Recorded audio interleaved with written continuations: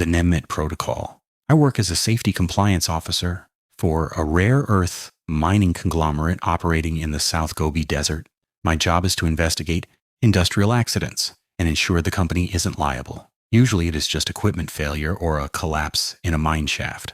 But last month, I was sent to a remote prospecting site near the Nemet Basin to recover a satellite phone and a GoPro from a team of 3 surveyors who went dark. The file I'm transcribing is from that GoPro. It was found half buried in the sand next to a grove of saxaul trees.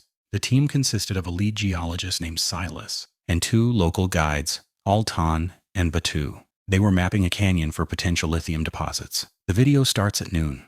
The sun is high. The heat shimmer is intense. They are walking through a narrow gorge filled with unusually dense vegetation. "Look at the trees," Silas says. He is pointing the camera at a cluster of thick trunks. "They didn't die of dehydration." "Wind?" Altan asks. "No," Silas says. "Look at the breakpoints. They are sheared. Something cut them." He moves closer. The wood isn't snapped. It is sliced cleanly at a 45-degree angle. These trees are as hard as ironwood, and something went through them like a hot knife through butter. "Chainsaw?" Batu asks. "There is no sawdust," Silas says, "and it is 15 feet off the ground." They keep moving. The canyon gets tighter. The vegetation gets thicker. It feels like a prehistoric oasis. Then they hear it. It isn't a roar. It is a crunching sound, wet and heavy, like a hydraulic press crushing a watermelon. "Bear?" Silas whispers. "Gobi bears are small," Altan says. "They eat roots." "That sounds big." "Drone," Silas says. "Launch the drone." Batu takes the drone off his pack. He launches it. The camera on the GoPro watches the drone buzz up over the ridge of the brush. On the controller screen, which the GoPro captures, you see the feed. There is something sitting in the clearing. It is huge. It has a pot belly like a gorilla, but it is covered in patchy, coarse feathers. It has a long neck that ends in a small, beak-like head. It looks ridiculous. It looks like a giant, overfed turkey. "What is that?" Silas asks. He sounds more confused than scared. "Is that a sloth? Look at the hands," Batu whispers. The creature shifts. It lifts a hand to pull down a branch. The claws are 3 feet long. They are scythes. They are curved, flat, and sharp enough to glint in the sun. Therizinosaurus? That is impossible. They were herbivores. It sees the drone, Altan says. The creature doesn't look at the drone. It tilts its head. It is listening. It has poor eyesight, but its hearing is tuned to the movement of leaves. The drone's buzz annoys it. It stands up.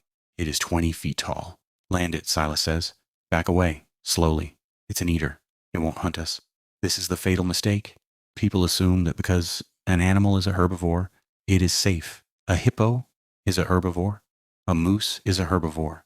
They are the most dangerous things in their environments because they don't kill for food. They kill because they are territorial and easily startled. The drone lands. The noise stops, but Altan steps on a dry branch. Snap. The creature's head snaps toward them. It doesn't roar. It makes a low, vibrating hiss. It sounds like a steam release. "Don't run," Silas says. "Stand your ground. Make noise. Scare it off. It's a prey animal. It will run." Silas pulls a flare gun. He fires it into the air. The pop is loud. The red light streaks up. A predator might have run. A predator calculates risk.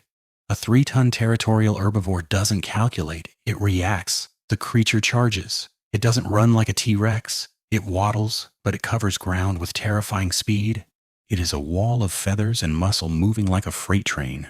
"Run!" Silas screams.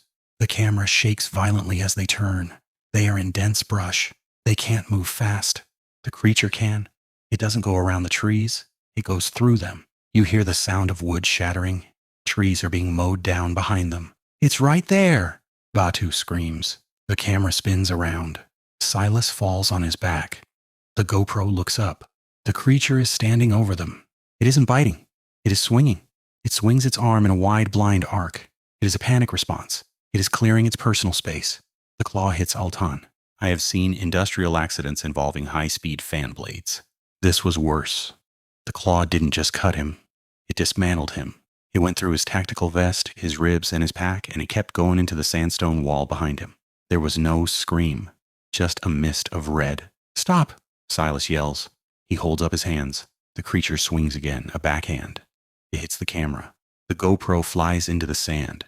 It lands lens up. You see the creature stomping. It isn't eating them, it is trampling the threat. It is making sure the area is safe. It crushes Silas into the dirt with a foot that looks like a tree stump. Then it stops. It stands there for a minute, heavy sides heaving. It looks around with those small, beady, blind eyes. It decides the threat is gone.